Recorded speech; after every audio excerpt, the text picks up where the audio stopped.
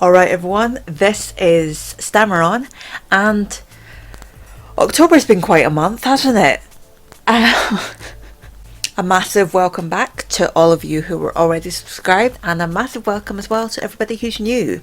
Thank you so much for joining me. And just in case you've missed the epic quest I've been on this channel over the last month, I decided, because International Stuttering Awareness Day was on the 22nd of October, that I was going to try and post a video almost every single day in October.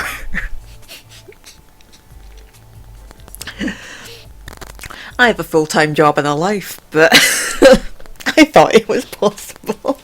And I did do pretty well. I planned to only take 2 days off, and I ended up taking 4. And I thought that it would be quite a simple job to do, because most of the content that I was sharing was stuff that I'd made years ago, stuff from back in 2017, 2018, speeches I'd given for International Stuttering Awareness Days, and a video project I did. And it's been a really, really kind of tiring month, but also very, very rewarding.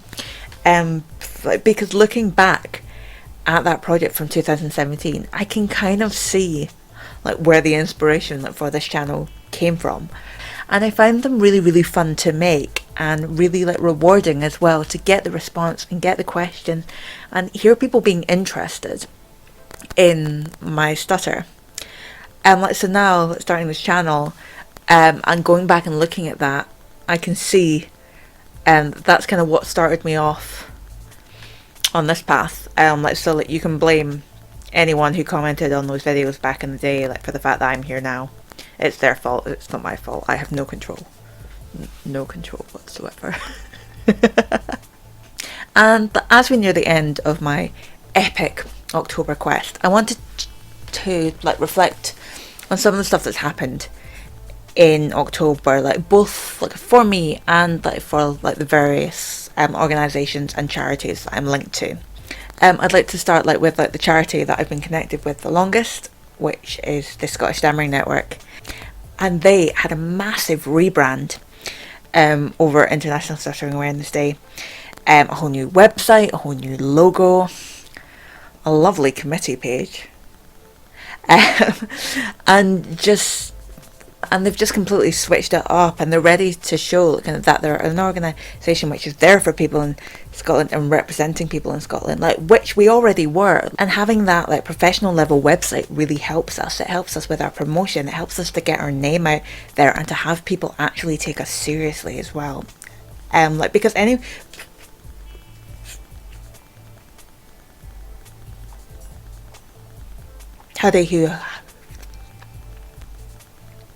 who has ever been along to any of our meetings or support groups or open days, and they can see our passion, and they can see and that passion and that drive has always been there, but now having the website to back it up is brilliant. And I'm really, really excited to see what's going to be next for them. And elsewhere in the UK, there was also a massive campaign, Stammer, the British Stammering Association, and they launched a brand new campaign called Find the Right Words, and it was backed up by a video, the representation of stammering in the media, whether it's television or radio or even on something like Wikipedia, is very much geared towards viewing stuttering as something which is not good, which should be fixed, which people suffer from, and which people need to overcome. And what Stammer wanted to do was address that and have that conversation and be maybe people who stammer don't feel that.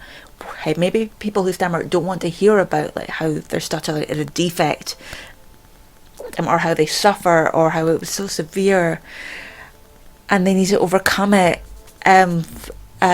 Because as I've said in previous videos, this idea that we need to be fluent in order to be successful, it comes from inherently ableist rhetoric.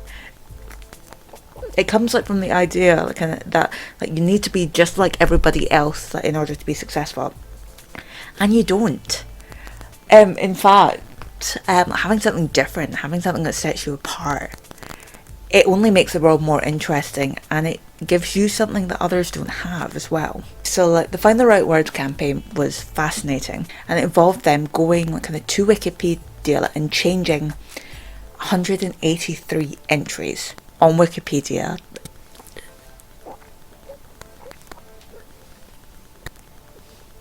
And like updating like the language which they use around stammering. And this is like a project that like in the end like we have the backing of Wikipedia in order to do. So it's a really, really important campaign and something I'm very excited about. And like, because I am very passionate about the language that's used around kind of stammering.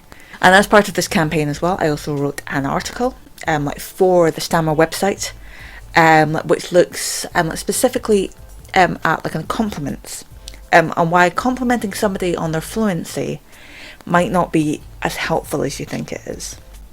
I will leave a link to that down in the description, and so please, by all means, go and give that a read, and like let me know like what your thoughts are on this. What do you think about the language we use around stuttering? Like, do you think it is sufficient, or do you think it could stand to improve?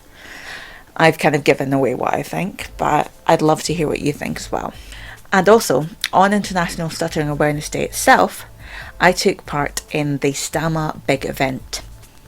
And what this was a webinar where they had a panel of like 5 guests and 2 hosts. And we all gave like a short speech on like various aspects of our stammer and how we feel about the language around stammering. And then there was also questions which came in, like which all of us grouped together and answered. And it was an absolutely brilliant event, and I was honoured to be part of it. I was there alongside lots of amazing people. There was Kelly Brown, ex like kind of Scottish like a rugby captain, who actually I have been on a panel with before. But one of the first times I was ever asked to speak like at an open day like for the British Stammering Association, I was asked to speak like in Edinburgh, and I was about 16. This was about 2008. I was about 16, and I was asked to speak at this open day, and I ended up sat like at like a table with a couple of other speakers, and one of them like was Kelly Brown. And like he won't remember this, but like, I remember like kind of seeing somebody like who stammered successful and being like, that's cool, I like that as an idea. And now like kind of 12 years later to be back on a panel with Kelly is really, really cool. So I love that like kind of 12 years ago like in Edinburgh like we were on a panel together, and now we were on a panel together again. Also on the panel like was like Mushi from Educating Yorkshire, who that I've talked about like in previous videos, and it was amazing to see him there as well. And alongside them was my friend Patrick Campbell, who is one of the editors of Stammering Pride and Prejudice, which is an excellent book, which contains lots of articles written by people who stammer, written by parents of people who stammer, speech therapists, all providing kind of different perspectives on stammering and how we should approach stammering and how we can manage stammering and just everything. And it's a really, really excellent book. I very much recommend it. And also, I'm a massive fan of Patrick in general. We ran a workshop together at the World Congress in Iceland in 2018. 2018? Yeah. No, not 2018. Yeah, no, 2019. I'm going mad. We ran a workshop together on like improv at the 2019 like a World Congress in Iceland, and that he's incredible. So please, by all means, check out his book, check him out. And the last member of the panel has Claire Norman, who is the founder of Stuck, which is the Stammers Through University consultancy. And what they do is they reach out to various universities in the UK, and they try to make sure that all of their testing, all of their rhetoric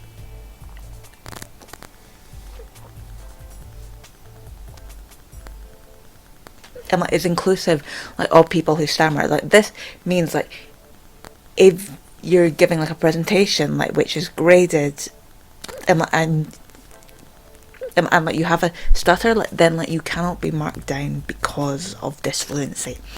And Claire is an absolute powerhouse, and like she runs this thing on her own. She goes out and she talks, and she's just phenomenal. Like so, like, I looked around at this panel that I was on, and I was like, "Why am I here?" Like, I am a trustee of STAMA, so I at least have some grounding. But I was like, "How did this? How am I on this poster?" But it was a great event. I had a lot of fun, and like kind of knowing a few of the panelists already, like, and I knew both of the hosts, so it was a great event. I had a lot of fun, and hopefully I will be able to share my speech with you, and hopefully it will appear on my channel soon. However, I will put a link in the description, like so you can go and watch that whole event, because it is now available on the STAMA website. And finally, the last thing I wanted to kind of to talk about was my work with Stamily. And Stamily is a worldwide kind of network of people who stutter. And we kind of publish articles, we operate on social media, and we're just trying to kind of spread experiences of people. And what we just want to do is we want to share those stories, and we want to show people kind of that they can kind of live with their stutter, be happy, have these experiences. And what we did this year is obviously we were active across social media for all of October, and we wrote an article for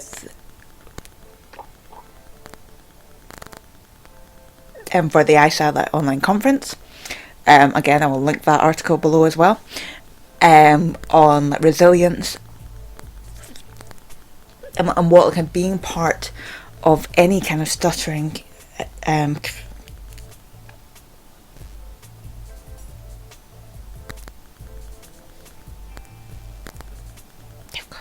community kind of can do in order to help you be more resilient, feel more comfortable, feel more confident.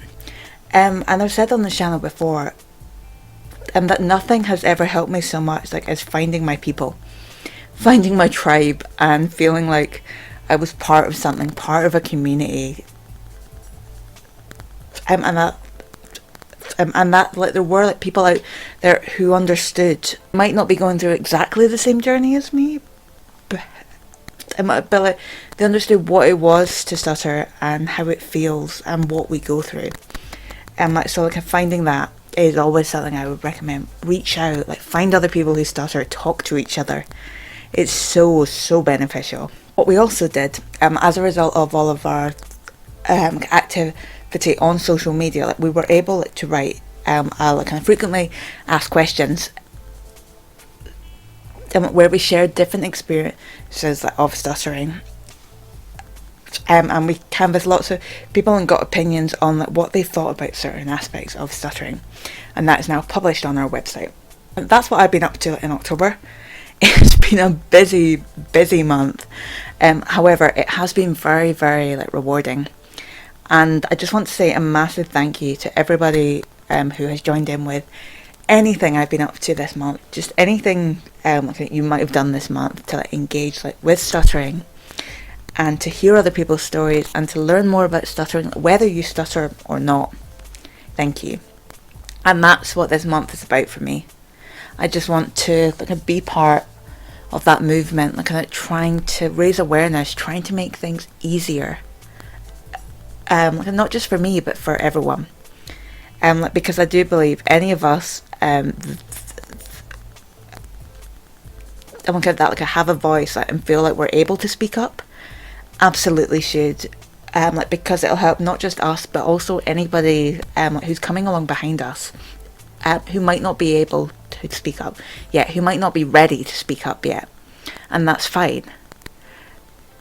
However, those of us who can, absolutely should, and it's so rewarding just to kind of see events like International Stuttering Awareness Day just go off without a hitch, or go off as close to without a hitch as possible. All of my social media is going to be in the description. Please follow me on those as well. I will try to be as active as possible. But if you have any questions, then please do leave them down in the comments, and I would love to hear them. And a massive thank you once again for watching, and I will see you in the next one. Bye!